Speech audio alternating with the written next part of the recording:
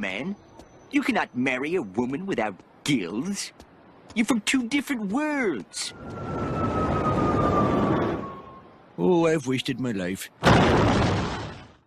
Welcome back to Thinking Critical. This is Wes. And not that long ago, I had Mark Pellegrini here on the channel. We were talking about, Teenage Mutant Ninja Turtles and kind of the current state with Jennika taking over the entire line, and the fact that IDW isn't going to do anything to change course when the fans kind of don't nope out. They say, I don't want any more of this. And, it sounded like you come to the realization that maybe TMNT, at least at IDW, really wasn't the series for you anymore, Mark. I did, and I kind of came to this realization a long time ago, but the realization is that if something that you love from your childhood or your teen years is a corporately owned intellectual property, then you don't really have any control over it. And the people who own that IP, that own that property, they don't really care about it, and they don't care about you. And sometimes the best thing you can do is just let it go, because everything you probably loved as a kid has been mutated and transformed and mutilated by this point. And instead of getting, bent out of shape over it, because something you loved as a kid has been, absolutely desecrated, just realize it was always nothing more than a product. It was nothing more than Hellmann's mayonnaise or McDonald's burgers. It really wasn't anything more than just something to be consumed and discarded. So discard it. Well, that's a very cynical take. And, I imagine there are some people that are very emotionally attached to mayonnaise. They're like, Hellmann's is the mayonnaise. There are mayonnaise wars. It exists. There likely are, but, as someone that loves pop culture, I have a comic book YouTube channel. I love movies. That was probably my first love with Star Wars and things like that. It is hard when you're, I have like a 45-minute discussion with Aaron Sparrow about The Last Jedi. That kind of ruined Star Wars, moving forward for it. And that's the thing, is that there's this unfortunate distinction where, these movies, TV shows, comic books, they don't just, spring out of the ether. We think like Marvel's The Avengers. Well, Marvel isn't a person. Marvel didn't create the Avengers. Actual human beings, creative people made the Avengers. And so you do have to make that distinction where you realize that Marvel, the corporation, is the one who's hiring the individual creators, who are then in turn completely desecrating and destroying these properties. But at the end of the day, it's not a decision we get to make. And seeing things like, Jennika absolutely just wrecking the Ninja Turtles comic at IDW, and IDW, after 16 issues, a year and a half, just not doing anything about it, letting the 2016 Ghostbusters movie characters, the Answer to the Call characters, just tank the Ghostbusters book to the point where it got canceled, and not doing anything about it. You realize that the corporations, they don't care. It's all just product to be consumed, and if it fails, they'll just create new product, and then new product will come in and out, and that's all it really comes down to. And what's crazy? Who's the director of the Ghostbusters movie? His name is escaping me right now. It wasn't Feige, but it was the guy who did Bridesmaids. And so he cast the entire, cast of Bridesmaids and basically ported them over into his Ghostbusters movie, Bridesmaids 3. It was clear he might have liked Ghostbusters as a kid, but he had no intention of making a Ghostbusters movie for people that like Ghostbusters. He wanted to use Ghostbusters as a vehicle to push some people's careers and take a franchise that was much beloved in a totally different direction. People might not realize this. Ghostbusters is bigger than movies. There was cartoons, you got comic books, there's novels, a lot of things that came out of that. So the Ghostbusters universe is quite expansive. Nothing like Star Wars. Yeah, but it was clear that creator, and to this day, he will not admit that he made a bad movie, and that movie is terrible. And this is the thing: is Ghostbusters was my first love. I do have that just attachment to that franchise. And the even worse thing is that Ghostbusters isn't as big as Star Wars or Ninja Turtles or Avengers or anything like that. Like, Ghostbusters is actually, nowadays anyway, is a rather niche franchise. When we get maybe one Ghostbusters thing at a time, it could be a comic, it could be a terrible movie, it could be a novel, like you pointed out. Sometimes there have been a few novelizations, but it's slim. And when that one thing we get is terrible, it's just crushing. And I hate that because I know that this is just corporate media to be consumed. I should not have this sort of, infantile attachment to it, but it was something I literally watched when I was 4 years old. My first movie when I went to the theaters was Ghostbusters 2, and I saw that when I was 4 years old, and I just absolutely, I couldn't contain myself. I'm pretty sure that I ruined the movie for everybody else in the theater because I was just so excited and so happy, but that was how much joy that it brought me. And so to see it, just completely destroyed by people who don't have any affection for it, and by a corporation, Sony, a giant, international Japanese corporation that just, it's all just something that they own and don't really care about. They keep, like, the same thing with Men in Black. Sony just keep pumping out terrible Men in Black stuff. They don't really care. They don't give it to people who have any creative love for it.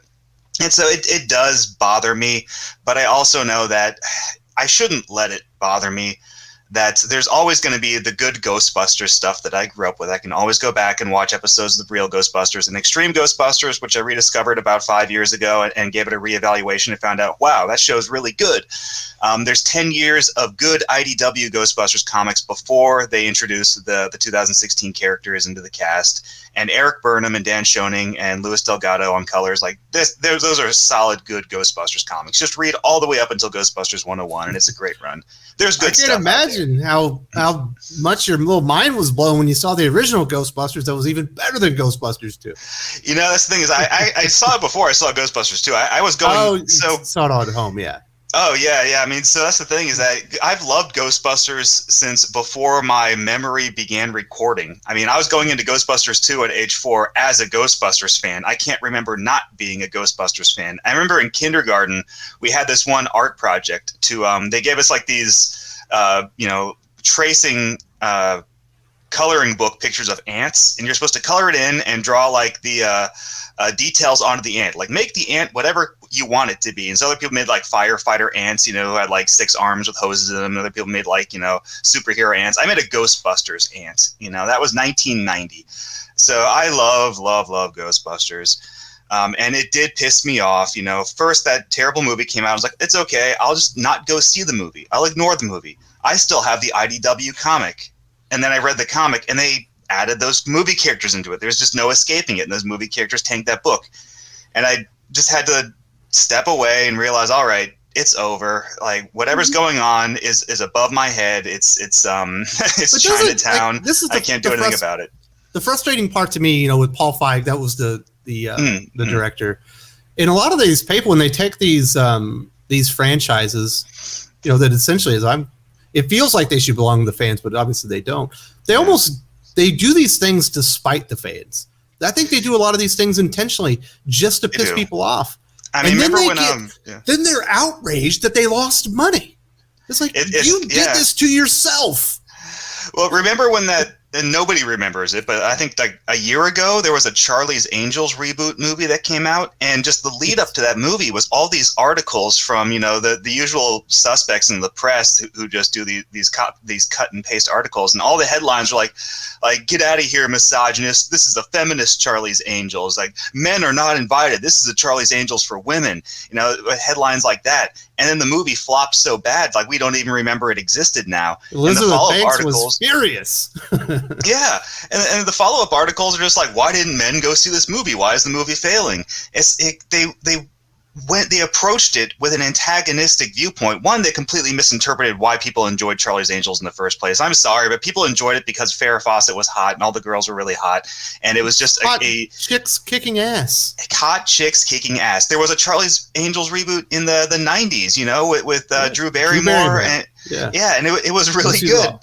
They made 2 movies. The second one wasn't so great, but it did really well, because it captured the spirit of Charlie's Angels. It didn't go into it with an antagonistic attitude that there's something wrong with Charlie's Angels fundamentally that needs to be changed, and the people who like Charlie's Angels are wrong and they need to be excluded. And that's the attitude that so many of these creators are taking. They made a Ghostbusters movie like, oh, you don't like that all the characters have been replaced by women? You must be a misogynist. Get out, man babies. This movie's not for you. And the movie tanks. It's like, you're making this movie for nobody. And so much media now, like, nobody wants to pick up a Ninja Turtles comic and read about Jennika the 5th Turtle. Like, no, like, when I pick up a Ninja Turtles comic, I want to read about Leonardo and Donatello and Michelangelo and Raphael. I don't want to read about like some artist's like DeviantArt character. I want to read about the classic characters, but that's not what the corporation wants to push right now. And if it fails, the corporation will let the IP die, or they'll more than likely they'll own it forever. So they'll put it into like moratorium. They'll just archive it and shelve it, and then maybe 10 years later we'll get something new, and it'll probably end up being just as terrible. Like Thundercats, like it seems like or animation's worse than anything. It feels like the people making the reboots of the cartoons these days are literally doing, despite the people that the fans of those characters that are going to go out there and make it successful, they're doing it to piss them off.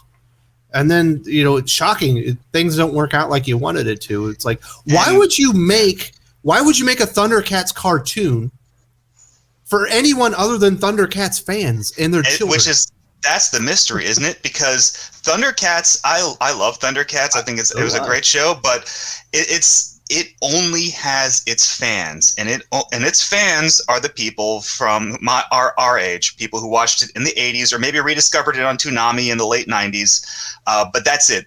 The Thundercats isn't Ninja Turtles or Transformers or Marvel characters. It doesn't really have this humongous, gargantuan international appeal. It is so niche. It's more like Ghostbusters, maybe even not as big as Ghostbusters. It just has its fans from that encapsulated time period. So to tell those people, the one and only audience, the Thundercats, to F off, then you just left with nobody. It's like, why did they do that? And they did it to make some sort of statement, some sort of point. They keep choosing heels to die on, these corporations, or at least the creative people that they get to head up these projects. They're more than happy to sacrifice a lamb in the form of an IP that, misogynist man babies loved in the 80s and the 90s, and just throw it on the funeral pyre and just let it go up in smoke, because then they get to virtue signal and they get to stand up there and it's like, this is the hill I'm dying on, but I'm fighting for my principles. Like, no, you're just taking a golden opportunity to make something good. You're failing. Yeah. You're failing, exactly. It's crazy, Mark, is a lot of times we're like, oh, these man babies, grown men shouldn't watch cartoons. Who do you think is buying this stuff? Who do you think's buying the $50 action figure in the gold set Blu-ray, ultimate edition of these things? It's not 6-year-olds. Kids You're don't literally have money. fighting the people that are paying you. Right? Idiots. Kids don't have money. They have their parents' money. So it is the grown-ups. Like, there was that Super 7 did a Thunder Tank that was one of those like installment plan pre-orders, like that Hasbro Plus Jabba Sail Barge thing, or Matty Collector's Snake Mountain. It's like, okay, it's like putting a down payment on your car and you pay it off for the next 6 years. Kids aren't buying that. Like, the people who wanted that like $400 Thunder Tank, they're people who are 35 years old or older, like us. Like, that's the audience. Make a cartoon, a Thundercats cartoon for that audience, and it'll succeed. But they can't, because they put so much, religion, so much ideology behind the idea that anybody who ever enjoyed this thing is a bad person, and they can't bring themselves make something for those bad people. I know everyone got really excited for the previews of the new He-Man cartoon, because it looked like the 2002 He-Man cartoon, which I really, really enjoyed. It's actually my favorite version of He-Man. That's the only version of He-Man besides the live action movie that I really enjoy. But I was like, oh, this looks really cool. And then I was like, oh, right, Kevin Smith is the one who's the creative director of this. It's not going to be good. Visually, just in screenshots it might look good, but I bet the scripting, I want to give it a chance, but I have been fooled so many times, that I can't fall for this stuff anymore. I'll give it an episode or two, but I just don't have any faith in it. It was like that Voltron cartoon that was on Netflix a couple of years ago. It's like, aesthetically, it looks like Voltron. It's not like Thundercats Roar. It's not like Netflix She-Ra. You look at that and like, hey, this is Voltron. And then you watch an episode and it's like, where the F is Voltron? Instead, I'm just watching these 5 characters who are all like, a more ethnically diverse version of Friends, or a more like gender diverse version of Friends. Oh, we got Pidge is trans now, and Sven is a Japanese guy named Shiro, and he's gay. Oh, the princess is black now, and they're like, okay, whatever. You're putting all this in there, but it's like, where's the fucking robots? It's just, I like. Sometimes they can bait and switch you like that, where they will not everything ends up looking like, you know, a Steven Universe reject. They'll make a cartoon that, like, oh, just aesthetically it captures the spirit of the franchise. Yeah, like but the Star Wars the fundamentals aren't there. The sounds and substance looks isn't like there. a Star Wars movie, Right. but everything else about it is wrong. It's weird. And I feel like some of these creative people in some of these corporations like celebrate failure now. They do, because We did the right thing. Did you really? You were supposed to make money. we died for our principles. And that's the weird thing too now, is that it's the culture has changed where now we celebrate failure. It's not just celebrating failure. It's that when something bad happens, you go onto social media and you tell the whole world you post your L, you know, like that. The phrase they're using now is like, oh, people posting their L's. Like you go onto social media, you tell everybody the bad thing that happened, and then you get all this serotonin just showered upon you of all these people giving you sympathy, like, oh, I'm so sorry, and people are addicted to it, and it's gone up from just social media to corporate IPs, to Ghostbusters and Turtles and Transformers and things, where now if something fails, and video games too, like now if something fails, they still get that rush of serotonin where, you know, everybody goes on social media like, it's okay, like people just didn't understand it, your franchise died and failed, but you stood up for your principles and that's what counts. Like, does it really? Have you ever heard why of don't you just make something good? Say what? Have you ever heard of Supercell? Supercell? No, tell me about it. It's a Scandinavian company. They do mobile games. They did Clash of Clans, Clash Royale. They've got some really big ones, like some of the most popular mobile games in the world. I can't remember the exact name of the game that they did, but it went through beta, all through the development. You know, it takes like 5 or 6 years. They launched one of their mobile games, and it did not work. People did not accept it. They threw a fucking party to celebrate shutting down the game within like 6 months. That's absurd. You should be getting fired. That's like the band playing, you know, as the Titanic was sinking. Like, dudes, just get on a lifeboat. What are you doing? Yeah, it's crazy. It's so weird. It's so anathema to everything that we were raised on in our generation. Is that you're not supposed to try to fail. You're supposed to try to succeed. But now it just doesn't matter. You're supposed to learn from failure and not fail that way again. Yeah, exactly, and that's. It's a larger conversation. People, you know, talking about like why is manga beating comics? It's because manga still tries to appeal to its audience base, not necessarily its fan base, but knowing its audience. If the audience wants hot chicks fighting, then they'll make sure that the manga has hot chicks fighting.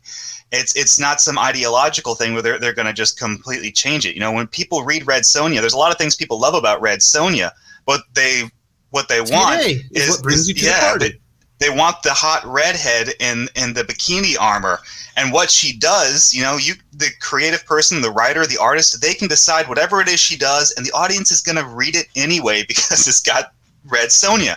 But you change Red Sonja, you change Vampirella, you completely alter their character, their personality, their aesthetic, and then you just lose that audience. Like, you could literally write them doing anything that you want, just make sure it looks like them. But the creators who do this, they can't have it, you know, one way or the other. They want to completely desecrate it. And that's my biggest frustration, Mark, is these corporations go out and they acquire these IPs. You know, obviously they bought TMNT from Peter Laird, you know, part of Nickelodeon, whatever. And everything is so transparent. I can see through everything that they're saying. I'm like, okay, they want to use this property as a vehicle for their own, agenda as far as ideology or whatever it is. And it's never the customers first. It's never to satisfy the audience that they have. It's so weird that entertainment has shifted to this far. At least before they would do this, but you couldn't see it as much. But it's so out in the obvious, and they're just slapping you in the face with it and saying, take some more. And what's even weirder is that sometimes they kneecap themselves. Like, the product itself is either still the same or still good, but the way they promote it to try and attract these people just completely destroys it. It's like the Gillette razors thing. Nothing has changed about Gillette razors as a product. They still function perfectly fine on your Mach 3 razor blade. They're fine. But they had that whole, like, toxic masculinity ad campaign that just drove people away. Like, the flavor of Coca-Cola hasn't changed. You know how masculine you have to be to use 4 razors to shave? Right? Like the flavor of That shit's Coca-Cola hasn't dangerous. changed, but they had that whole like, oh, we need to stop cis white males, you know, and the whole why are they teaching critical race theory to new employees at Coca-Cola? Why are they doing that? The product itself hasn't changed. It's like they're going out of their way to make people not want it and to get more onto media. There was does anybody remember that they made a second Lego movie? Like the first Lego movie was really good. It's one of my favorite animated films from the last like 10 years. It's great.